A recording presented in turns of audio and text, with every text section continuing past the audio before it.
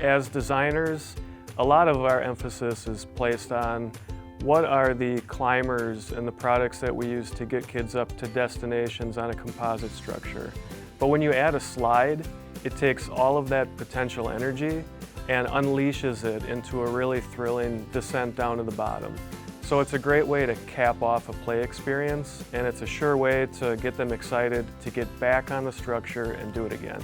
When the Burke team set out several years ago to refresh its product line and introduce new slides, it was always this looming question of what are we going to do with our spiral slide? It's a complex design. We challenged our team to do something that's truly different and unique, and challenge accepted.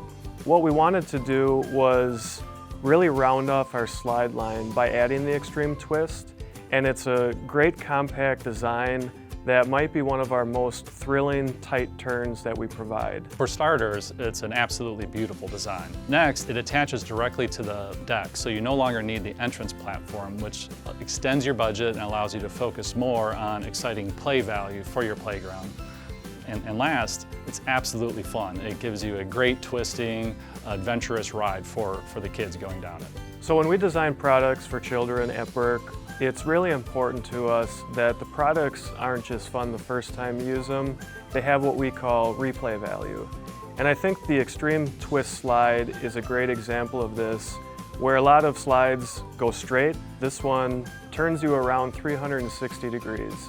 So to say it's a little disorienting, I think is accurate, but that's the fun of it. When a kid goes down and they experience that, they're going to want to keep coming back for more. Burke's all-new Extreme Twist Spiral Slide. This is play that moves me.